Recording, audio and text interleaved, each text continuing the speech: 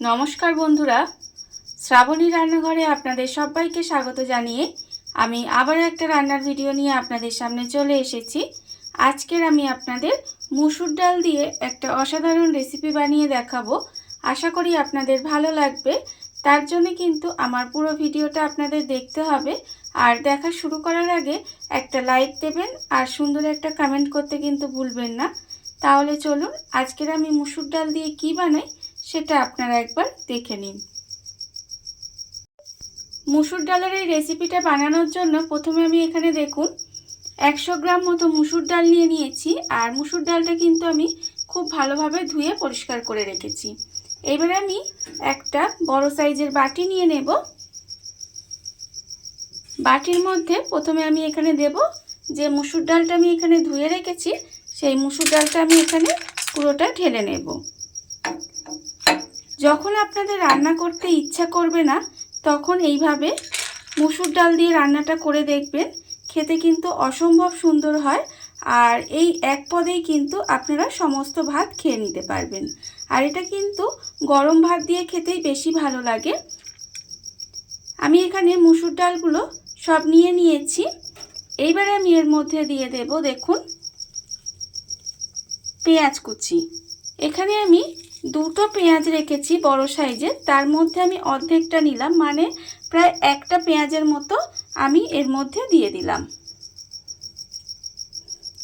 এবারে আমি এর মধ্যে দেব দেখুন আলু।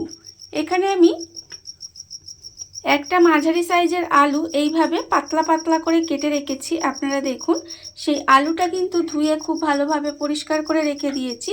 সেই আলুটাও কিন্তু আমি এই বাটির মধ্যে নিয়ে নিলাম। এবারে আমি এর মধ্যে দেব টমেটো। এখানে আমি একটা মাঝারি সাইজের টমেটো এইভাবে লম্বা লম্বা করে স্লাইস করে রেখেছি, সেটাও কিন্তু আমি এর মধ্যে দিয়ে দিলাম। এবারে আমি এর মধ্যে দেব রসুন কুচি। এখানে আমি 4টে রসুন এইভাবে ছোট ছোট করে কুচি করে রেখেছি, সেই রসুন কুচিটা আমি এর মধ্যে দিয়ে দিলাম। এবার আমি দেব কাঁচা লঙ্কা কুচি। এখানে দুটো কাঁচা লঙ্কা এভাবে একটু কুচি করে রেখেছি, সেই কাঁচা লঙ্কাটাও কিন্তু আমি এখানে দিয়ে দিলাম। কাঁচা লঙ্কাটাও আমি এর মধ্যে দিয়ে দিয়েছি। এবার আমি দেব দেখুন এখানে আমি রেখেছি আন্দাজ মতো নুন আর হাফ চামচ মতো হলুদের গুঁড়ো।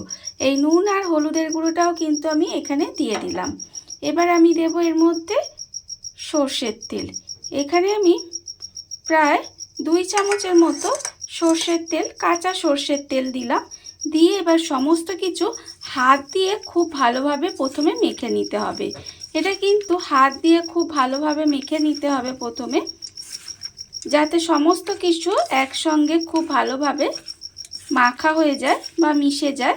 সেই জন্য কিন্তু এইভাবে হাত দিয়ে খুব ভালোভাবে একটু মেখে নেব। সমস্ত কিছু এখানে আমি দেখুন হাত দিয়ে খুব ভালোভাবে মেখে নিয়েছি। আর অন্যদিকে কিন্তু গ্যাসটা অন করে একটা কড়া বসিয়ে দিয়েছি।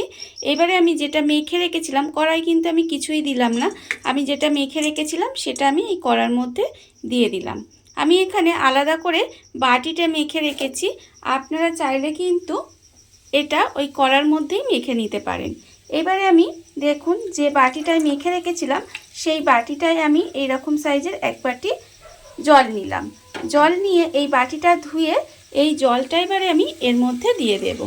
এখানে কিন্তু খুব বেশি জল আমি দেব না, এই অল্প সামান্য একটু জল দিলাম। দিয়ে এটাকে খুব ভালোভাবে মিশিয়ে নিতে হবে। বাটিটা ধুয়ে এক বাটি মতো জল দিয়ে এইভাবে একটু জাস্ট খুব ভালোভাবে একটু মিশিয়ে নিতে হবে। দেখুন এইভাবে আমি খুব ভালোভাবে একটু মিশিয়ে নিলাম। আর কিন্তু কিছুই করব না, এইভাবে এবার ঢাকা দিয়ে গ্যাসটা লোতে দিয়ে রান্না হতে দিতে হবে কিছুক্ষণ। গ্যাসটা লোতে দিয়ে এইভাবে ঢাকা দিয়ে আমি প্রায় 10 মিনিট মতো রান্না হতে দিয়েছিলাম। এবারে আমি আপনাদের দেখাবো দেখুন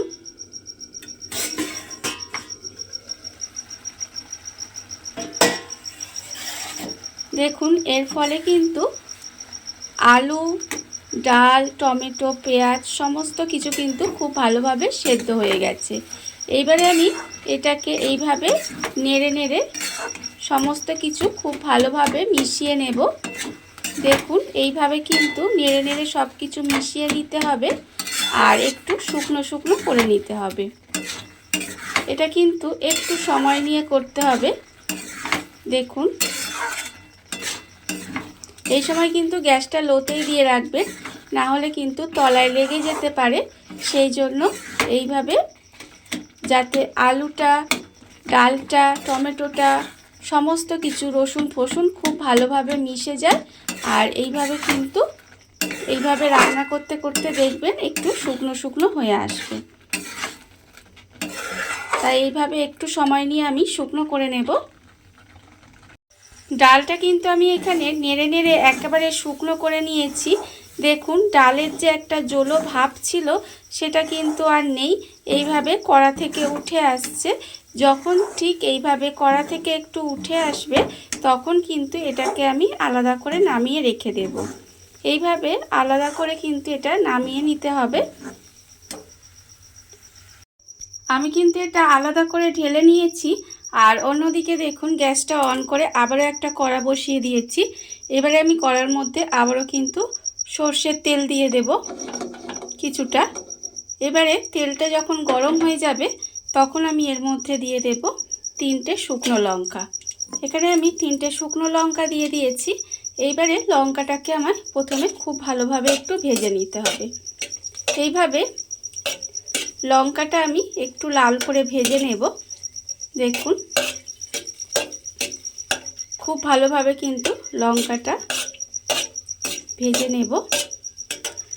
আর লঙ্কা কিন্তু এখানে আমার ভাজা হয়ে গেছে। এইবারে আমি লঙ্কাটাকে তুলে নেব।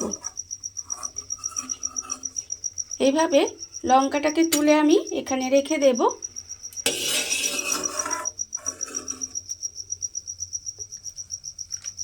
আর আবারও কিন্তু ওই তেলের মধ্যে আমি দিয়ে দেব পেঁয়াজ কুচি। এখানে যে বাকি পেঁয়াজটা আমি রেখে দিয়েছিলাম সেই পেঁয়াজটা কিন্তু এখন তেলের মধ্যে দিয়ে দেব। পেঁয়াজটা দিয়ে পেঁয়াজটা কিন্তু আমাকে আবারও একটু খুব ভালোভাবে ভেজে নিতে হবে। এইভাবে পেঁয়াজটাও কিন্তু আমি এখানে লাল করে ভেজে নেব। খুব ভালোভাবে পেঁয়াজটা এখানে ভেজে নিতে হবে, যাতে পেঁয়াজটা পুড়েও না যায়, আবার খুব ভালোভাবে এখানে ভাজাও হয়ে যায়। সেইভাবে কিন্তু পেঁয়াজটা আমি এখানে ভেজে নেব। পেঁয়াজটাও কিন্তু আমার এখানে খুব ভালোভাবে ভাজা হয়ে গেছে। দেখুন, পেঁয়াজটাও কিন্তু আমি এখানে লাল করে ভেজে নিয়েছি। আর এর থেকে বেশি কিন্তু আমি ভাজবো না, পুড়ে গেলে পেঁয়াজটা কিন্তু খেতে ভালো লাগবে না। এবারে আমি গ্যাসটা অফ করে দিলাম। অফ করে দিয়ে এই যে ভাজা পেঁয়াজটা, এই ভাজা পেঁয়াজটাও কিন্তু আমি এর মধ্যে তুলে নেব। দেখুন, এই ভাজা পেঁয়াজটাও কিন্তু তুলে নিতে হবে।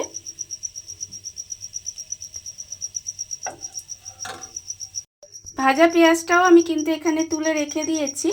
এবারে আমি এখানে 3টে শুকনো লঙ্কা ভেজেছিলাম, তার মধ্যে আমি 2টো শুকনো লঙ্কা নিয়েছি। আর তার মধ্যে অল্প একটু নুন দিয়ে দিলাম। দিয়ে শুকনো লঙ্কাটা খুব ভালোভাবে এইভাবে হাত দিয়ে মেখে নিতে হবে। আপনারা কতটা ঝাল খাবেন সেটা বুঝে কিন্তু এই শুকনো লঙ্কা বা কাঁচা লঙ্কা এগুলো কিন্তু ব্যবহার করবেন। আমি কিন্তু শুকনো লঙ্কার মধ্যে নুন দিয়ে এইভাবে খুব ভালোভাবে দলে দলে লঙ্কাটা মেখে নেব। খুব ভালোভাবে যখন লঙ্কাটা মাখা হয়ে যাবে তখন কিন্তু এই যে আগে থেকে আমি ডাল, আলু, টমেটো সমস্ত কিছু দিয়ে রেখেছিলাম, তার মধ্যে এই ভাজা পেঁয়াজ, শুকনো লঙ্কা সমস্ত কিছু খুব ভালোভাবে মেখে নেব। আর এই সময় কিন্তু আমি এর মধ্যে অল্প একটু কাঁচা সর্ষের তেল দেব। এটা দিলে কিন্তু এটা খেতে আরও বেশি ভালো লাগবে। দেখুন, আমি কিন্তু এখানে প্রায় 2 চামচের মতো কাঁচা সর্ষের তেল দিয়ে দিলাম। দিয়ে আর কিছুই না, এবারে খুব ভালোভাবে হাত দিয়ে মেখে নিলেই কিন্তু আমার রেসিপিটা রেডি হয়ে যাবে। দেখুন বন্ধুরা, বাড়িতে থাকা কত অল্প উপকরণে কত অল্প সময় কত সুন্দর একটা মুসুর ডালের রেসিপি তৈরি হয়ে গেছে, আপনারা দেখতেই পেলেন। আর এটা কিন্তু গরম ভাত দিয়ে খেতে অসাধারণ লাগে। এইভাবে আপনারাও একবার হলেও বাড়িতে বানিয়ে দেখতে পারেন।